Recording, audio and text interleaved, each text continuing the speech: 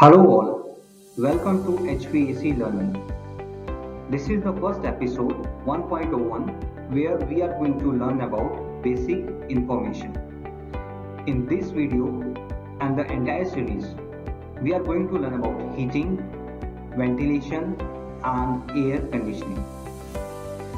In this video, the key topics are covered: what is CFM, how to measure CFM, what is ACPH and how to calculate ACPH.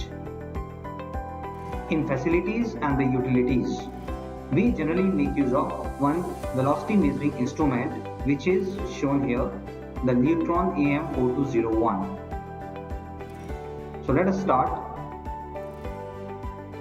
and understand the next operation. So the first topic is what is CFM, and in this portion we are going to learn about basic information. So when we say the CFM, the meaning of CFM we need to understand first. It is cubic feet per minute. It describes the volumetric flow of a substance. In case of a blower or fan, it indicates how much air it can move per minute. So let us example of a blower. So this blower is throwing an air and which is feeding to one room. So let us assume the capacity of this blower is 1000 CFM and the space is 1000 cubic feet. So when we say the CFM, so 1000 CFM fan can remove all of the air from the room, that is 10 by 10 by 10 feet in 1 minute, assuming vents allow fresh air to fill the vacant space. Likewise, if we increase the capacity of the blower from 1000 to 2000 CFM, so it can take care of 2 rooms of having the capacity of 2000 cubic feet space. Now let us understand in brief about SCCFM. So what is SCFM? So the only difference is between S, and S stands for the standard conditions. So SCFM is the acronym for standard cubic feet per minute, with standard implying the standard conditions. What are these? So the standard conditions of 1 atmospheric pressure and at 68 degree Fahrenheit. However, different industries and the different organizations cite slightly different values for what standard conditions are. So now we understand that CFM is cubic feet per minute and it is measured as feet cube per minute at actual conditions. Now what is SCFM? Standard cubic feet per minute, and its units is feet cube per minute at standard condition. And what are these? As of now, let us consider 1 atmosphere which is equal to 14.7 psi and 68 degree Fahrenheit. For CFM, we need to measure the air velocity. So let us understand what does it mean. Air velocity is a measurement of the rate of displacement of air or gas at a specific location. Let us take the example of the blower and the distance traveled in 1 minute by the air, that is known as feet per minute. So if the air is coming out and the distance it is moving, so we need to measure the distance that will be traveled by the air in 1 minute.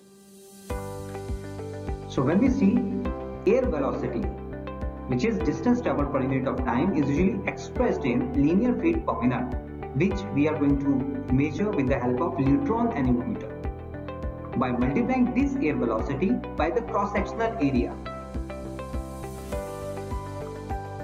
If you see the opening in this blower section, we need to calculate the length and width or the height of this rectangular section, and by multiplying this length with the width, we will be able to calculate the area of the opening. By multiplying this area with the velocity, which we will measure with the anemometer, will give us CFM in the cubic feet per minute. The concept of air velocity can be used in air conditioning, heating and ventilation work. So let us take an example of the filter. So first step is we need to calculate the area. So first we measure the length of the filter and height of this rectangular section. We multiply this and we get the area. The next thing is we take the anemometer and we need to calculate the readings. So in this example we need to calculate the first reading here, second reading here, third reading here, fourth reading here and the fifth reading at the center. If the filter size is very small, at the size of, say an example, the dia of the fan which is being shown here. So in that case you need to take at least 3 readings at the one point. So for any calculation or the measurement we should have 3 readings at the minimum. So let's move ahead. Now you are being seen the CFM calculation sheet. This sheet I will share with you and the link is provided in the description of the video. So if you see on this sheet, I have mentioned the filter IDs. Let us take an example. We have the 30 filters where we have to measure the CFM. The example earlier in the earlier slide which we have seen is filter, one filter we have to take the 5 readings. So first reading will be, we will put here, second here, third here, fourth here and so on. So this is the reading for first filter. If you have multiple filters you can fill the readings right here. So in this sheet once you will fill the readings it will calculate the average velocity. It will come up automatically. I have placed one formula and the calculation here. And in the yellow shade the area square feet, you need to fill the area length into width. You will come out with certain calculation in terms of square feet. You need to put that filter area in this. For an example, in the earlier we have seen the filter of size 600 by 600 mm which is equal to 2 by 2 feet. This is the standard size of the filters available in the market and the area will come around 4 square feet. Once you will put the velocity 5 readings, it will calculate average velocity automatically. Once you fill the area, it will automatically calculate the CFM. Now, one point I just want to highlight, if you are using the Lutron anemometer and you are calculating the velocity readings in feet per minute, make sure you factor in a factor of 10. For an example, if the reading is coming around 5 or 10, so you need to consider it by multiplying by 10 because that is the multiplication factor which generally Lutron meter calculates. So if the reading is 10, you will write 100 feet per minute velocity in this section. If the reading is coming around 20, you will write 200 feet per minute here. So the reading will be 100, 100, 200 or maybe somewhere in the range of that periphery. So once you will fill all these readings of the 5 reading velocities, that will calculate the average velocity. If you are taking only 3 readings, just write the 3 readings, it will give the average velocity and subsequently you will fill the area and you will get the desired CFM. Now let us move ahead. I have already described about how you will calculate the CFM. Let us understand steps in detail. The step 1, select the anemometer which can measure the air velocity in feet per minute or equivalent. You need to have the calculation ready with you. So in case it's meter per second, you need to have a conversion factors that is easily available on the various websites. If needed, do let me know. I will share the details as well for the conversions. The step 2, you may need the calibration certificate and the traceability as a part of GDP.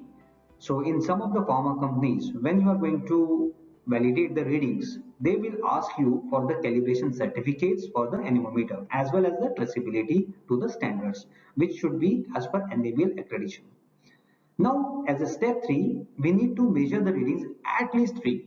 if you have only one board to have the accuracy in the readings. In case you have the filter of size 2 by 2 feet, in that case we need to have 5 readings and subsequently we can calculate the CFM. In the step 4, you need to find the average velocity, which this sheet will automatically calculate. In the next step, you need to measure the area of the filter or the opening from where the air is coming on, which measurement is being taken. So you need to filter in the area in terms of square feet. Then you need to multiply the average velocity and the area, and there you will get, bingo, you will get your CFM. To ease your calculation, I have shared the Excel sheet in the description link below. You can download it and you can make use of this sheet for your ease. I think we are done with this. Now come to the next section where we need to calculate the ACPH. So we are already done with the CFM. So for the ACPH, it is very simple to calculate the ACPH from the CFM. For this, we need room area. Room area will be needed in terms of length and width, and we will be looking for the height also, so that we can calculate the volume of the room. So now let us calculate ACPH for the area. So ACPH is CFM into 60 upon area into height. That is, area into height is the volume of the room, and CFM which we have calculated, right? So once area you have calculated and the height is cleared, so you can calculate volume in terms of cubic feet. Just note it down, the entire calculation we are doing in terms of feet. So feet is the base unit. In case you are taking the calculation in terms of mm or the meters, you need to convert it into feet, and then you can calculate the ACPH by using this calculation.